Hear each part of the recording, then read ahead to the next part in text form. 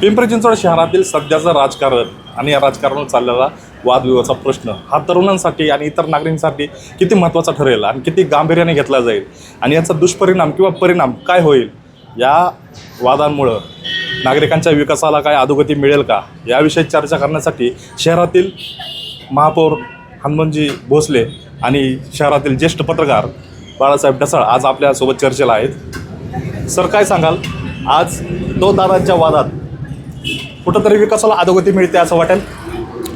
कसं आहे, वादात म्हणण्यापेक्षा जे मनापासून काळजीपूर्वक काम करणारे जे नेते जातीत दादा, त्यांनी तुम्हाला सुद्धा पत्रकारांसुद्धा ज्ञात आहे की त्यांनी खूप काम केलेलं आहे. अनेक प्रोजेक्ट, अनेक अशा शहरात महत्त्वाचे कामं त्यांनी लोकांकरता आणि लोकांच्या गरजा आता सगळे केलेले आहे. आता जे दुसरे जे नेते निर्माण झालेले आहेत, हे जर पाहिलं, कुठं 15 लाखाचं काम आहे तर त्यांनी 2-4 कोटी करायचं आणि ते 2-4 कोटीचं काम करायचं आणि ठेकेदारचं भागीदारी करायचं. असे नेते कसे काय जगाला चालतील? पण लोकांनी चालवले, काहीच कळत नाही. तुमच्या काळात महापौर असताना अशा पद्धतीचं राजकारण असायचं का? किंवा आताचं हे राजकारण कुठंतरी अशी खंत वाटते का की राजकारणाला सुद्धा डाग लागलेला जातो, असं काय बोलाल याविषयी? राजकारणाला डाग म्हणण्यापेक्षा मतदारांचा हा अपमान आहे.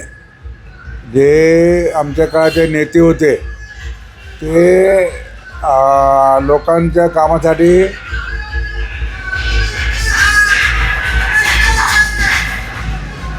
लोकांच्या कामाकरता आम्हा लोकांना ते प्रत्येक वेळेस सूचना द्यायची की लोकांच्या गरजा काय आहेत, लोकांचे कामं कसे आहेत, लोकांना काय पाहिजे याच्यावर लक्ष द्या आणि कामं करा.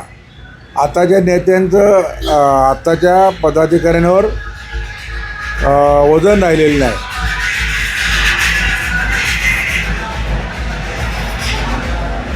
आताच्या वरच्या नेत्यांचं किंवा वरचे जे त्यांचे नेते आहेत, आमदार खासदार आहेत, हे सगळं आता मिले बघत कारभार चालू आहे. तेव्हा कुणाचं कुणावर लक्ष नाही आणि म्हणून हा गोंधळ सुरू आहे. या राजकारणामुळं शहरातील नागरिकांच्या विकासाच्या प्रश्नांना प्रलंबित होते, कुठंतरी हरवले जातात असं वाटतंय का?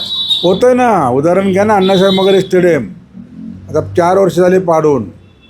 तिथं 12 कोटी रुपये काहीतरी काम सुरू करण्याकरता म्हणजे मंजूर केले होते. ते टेंडर निघणार होतं, ते पैसे पळवले तिकडं कुठंतरी मुशी या साईडला वगैरे.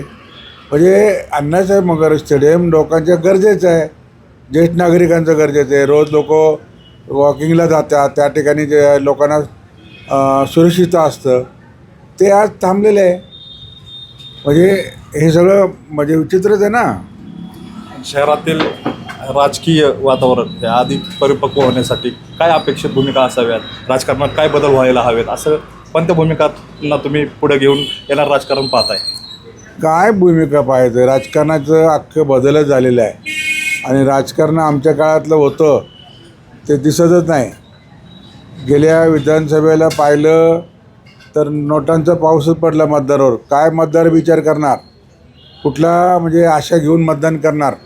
त्यांना 5 वर्षे कामं सांगायचं, कारण आपल्याला मतं देण्याकरता पैसे दिले म्हणून आपण दबून राहायचं. अशातलं राजकारण चालू आहे. नक्कीच याच दृष्टिकोनातून आपण शहरातील ज्येष्ठ पत्रकार बाळासाहेब ढसाळ यांच्याशी एक भूमिका साधून प्रश्न विचारणार आहे.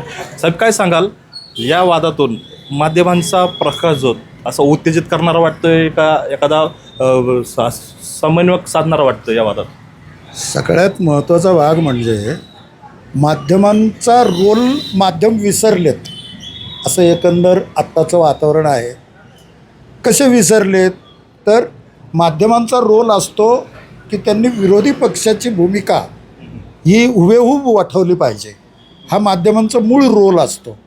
एखादा समजा शासकीय म्हणजे किंवा राज्यकर्ते जर चुकीचं वागत असतील तर त्यांना जाब विचारायचं काम माध्यमांचं असतं.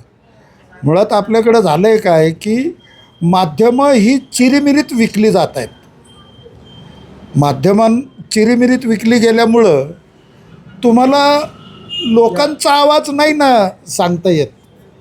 लोकांच्या आवाजावरती काहीच कुणी बोलत नाही आहे, लोकांच्या प्रश्नांवर बोलत नाही आहे. एका बाजूला मुख्यमंत्री उपमुख्यमंत्री अजित पवार यांची भूमिका लोक पॉझिटिव्ह घेत आहेत आणि दुसऱ्या बाजूने थेट आमदारांच्या एकेरी उल्लेख हा पण कुठंतरी गुंडवृत्ती प्रवृत्तीचा आहे अशा बातमीचा उल्लेख होतोय.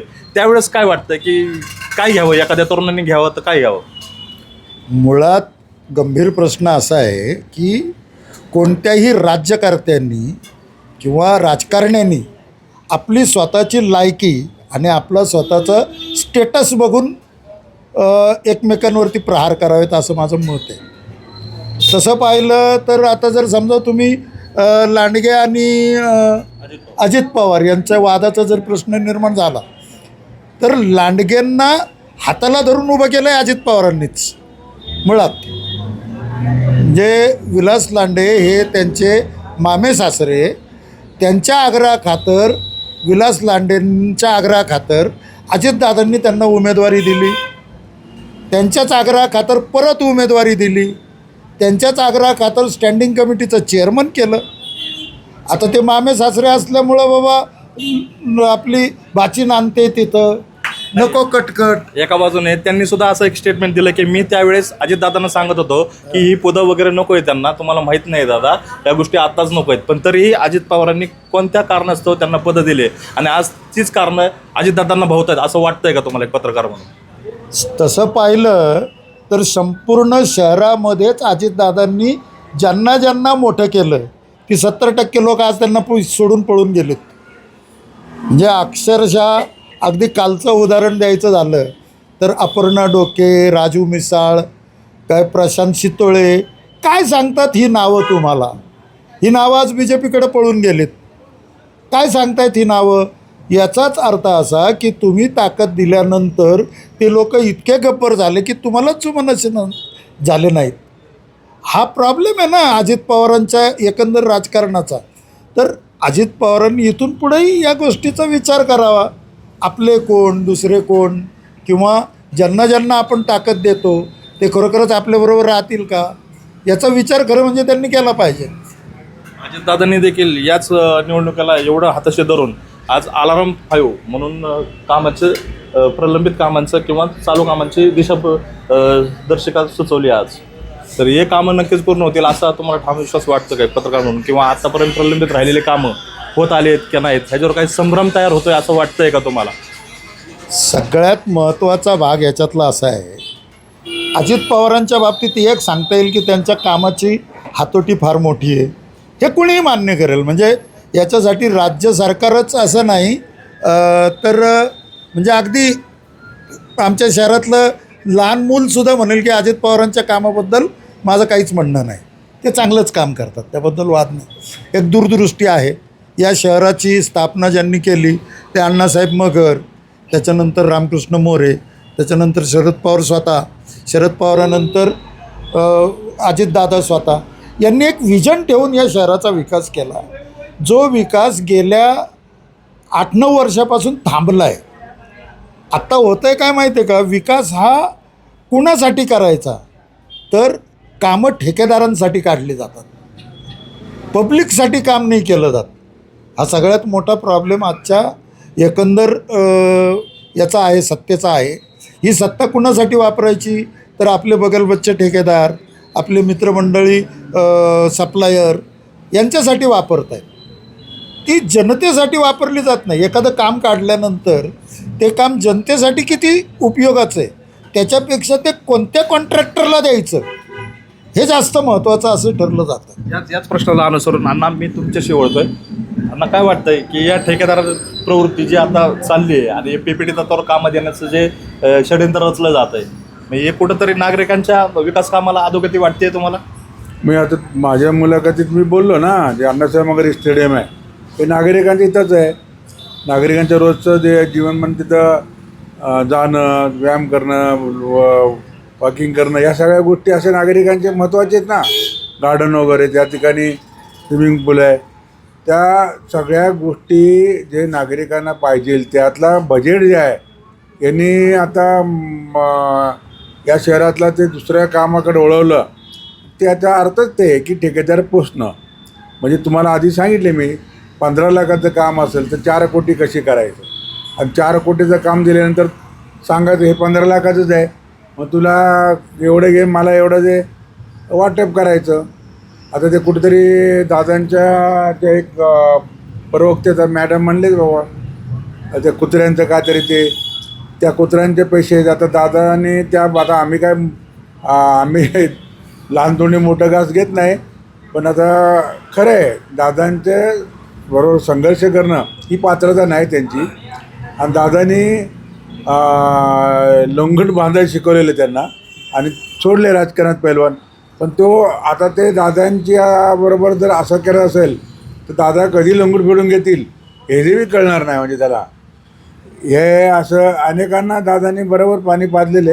एकंदरीत आमदारांची अतिशक्ती होते बोलण्यात वागण्यात, असं तुम्हाला वाटतं का? नाही, कसं आहे विचारांचा फरक पडतो वागण्यात. बघा राजकारणात जर तुम्ही समाजकार्य करता, समाजकारणात समाजाला जे शोभेल हे शब्द पाहिजे. तुम्ही कोणाशी बोलता, कुणा आता बाळासाहेबांनी सांगितल्याप्रमाणे तुम्हाला राजकारण कुणी आणलं.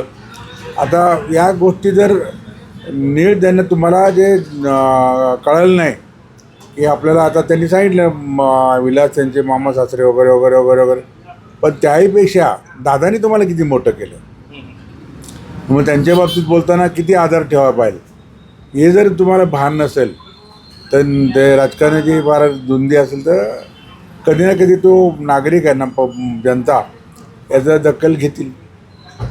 एकंदरीत या राजकारणाला दुसरं कोणतंही वळण न लागता नागरिकांनी फक्त विकासाकडच्या मुद्द्यावर आपलं मतदानास्वरूपी मतदान करण्यासाठी नागरिकांना काय आवाहन करावं?